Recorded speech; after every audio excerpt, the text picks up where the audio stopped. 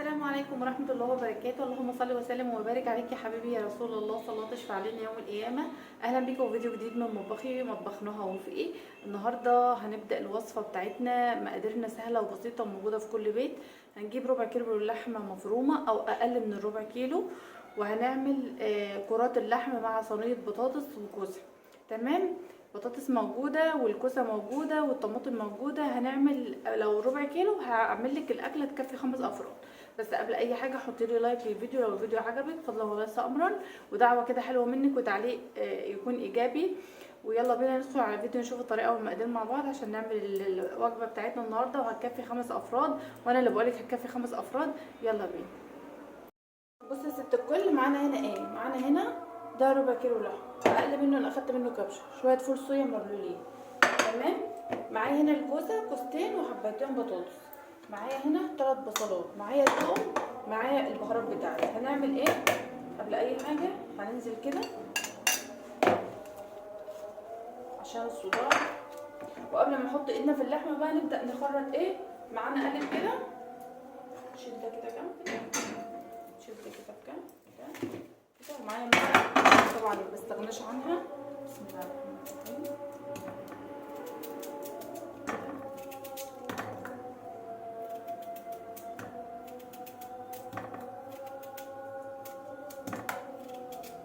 طبعا نلاحظ ان الكوسه هتستوى الاول، هنخليها حبايتها ايه تختفى شويه. انا كده دول هعمل اكل لليومين. تمام، يعني القالب ده هيكفينا يومين. بسم الله الرحمن الرحيم. نشيل بقى ده كده. طبعا انا قلت لدينا بنتي قشري انت الكوسه والخضار على ما اجي، ان شاء الله عليها في التقشير.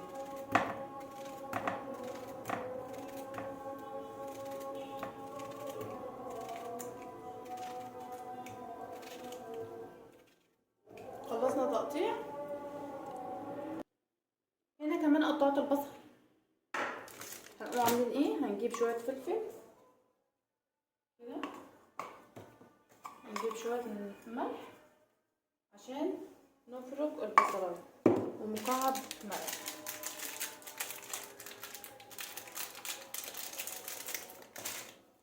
ندعك كده.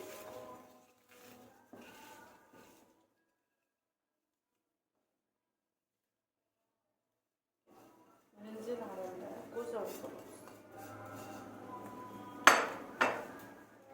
عندك قرن فلفل حامي بقى حطيه بقى يبقى تحفه. انا هحاول اشحت واحد دلوقتي، انا عندي اخضر بس انا ما بحبش الاخضر في الوصفه، بحب الاحمر كده. ده خلصنا المرحله دي كده. شيل كده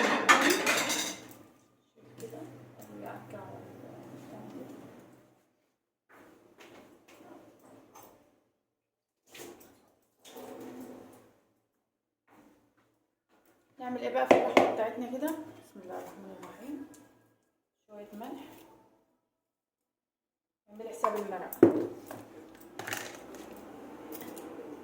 سن التوم كده، لسه هحط لها حته توم نيه برضو هناك اهي على الصينيه. بسم الله الرحمن الرحيم. ريحه فلفل اسمر، متكترش الفلفل الاسمر قوي يعني. شويه شطه حمراء، شويه كمون. اللحمه ما بتحبش الكمون بس لازم سنه بسيطه عشان الزفاره. طبعا كزبره عشان التوم كده. مكعب مرق تاني، وهنعجن ده كله في بعض. انا عايزه كل ده يتمزق مع بعضه كل ما ندير كده يطلع كده يا قلبي. طبعا وانت شغاله لازم ايدك تبقى منضفه الحته اللي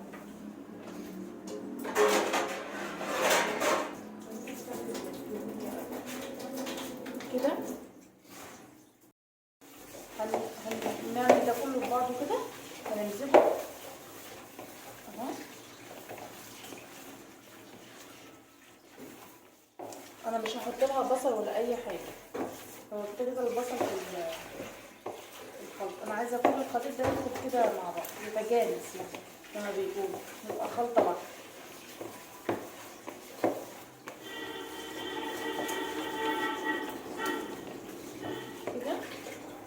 هنصبحها بقى. جبت هنا معلقتين من الزيت اهو. طبعا هبقى نحط معلقه على الوش. بسم الله الرحمن الرحيم. نحط هنا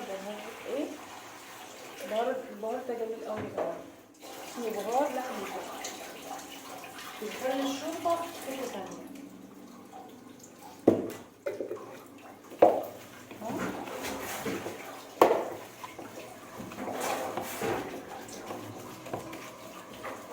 لو عندك بقى عود خضره وتحبي بقى خضره حطي، بس انا بحط الخضره لما تكون بطاطس بس، مش بطاطس وكوس. كده خلاص اهي. هبدا بقى اصبعها. انا هنا صبعتها كلها اهي، عملتها كور كده. طبعا وانتي شغاله تاخدي بالك عشان الفول الصويا احنا ما نعمناهوش، احنا عايزينه خشن كده. تمام كده تعملي فيها كده لغايه لما تبقى ايه معاكي كده. تمام. هنبدا نخلي كده عشان ننزل الكفته تحت كمان اهو. عايزينها تبقى ايه مختلطه بالخضار كده عشان تطعم.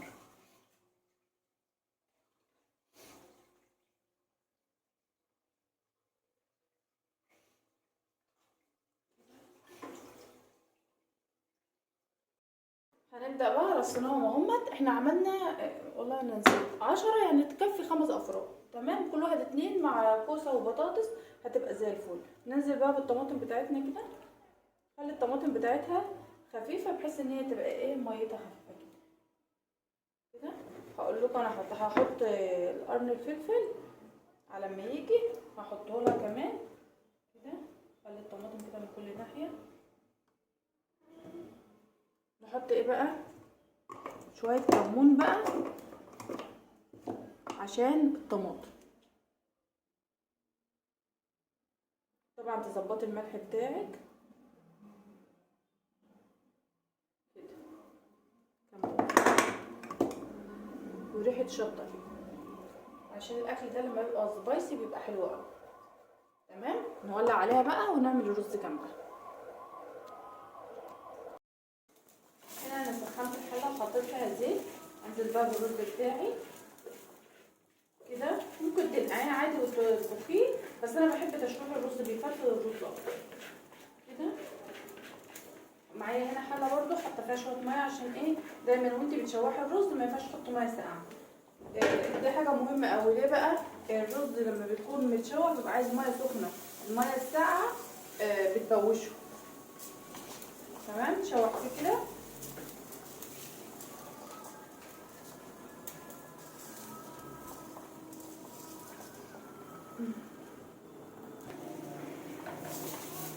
كده الرز بتاعنا اهو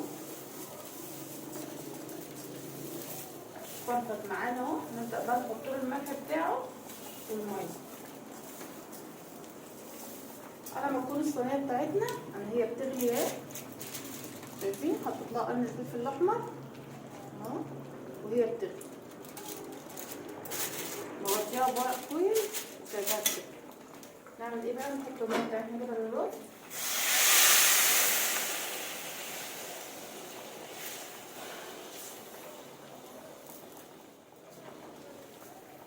محتاج شويه ميه صغيرين.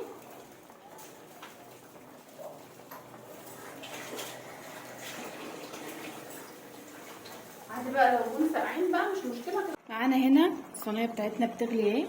انا حطيت لها شويه ميه خلاص، يعني هي قربت تستوى. البخار طبعا عامل. شايفين؟ بقول لكم سيبوا الفول الصويا بحاله عشان تفضل متماسكه كده.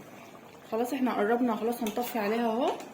انا جيت اصور لكم بس مساحه التليفون منخفضه فما كانش قابل التصوير، بس هي كده خلاص بقت زي الفل. حطينا قرن الفلفل الاحمر وهنشق بقى الرز مع بعض. الرز بتاعنا اهو. لازم الرز بتاعك يكون مفلفل كده لاي خضار. التشويحه اللي بقولك عليها دي هي اللي بتخلي الرز مفلفل معاكي كده. نحط شويه المخلل المحترمين بقى مع الاكل. يلا بينا. شايفين بقى شكل الاكل؟ اللهم بارك. حاجه كده تفتح النفس. نغرف كده. بسم الله الرحمن الرحيم. لحمه معانا طالعه قطعه اهي، ولا اتفكت ولا اي حاجه. اهو.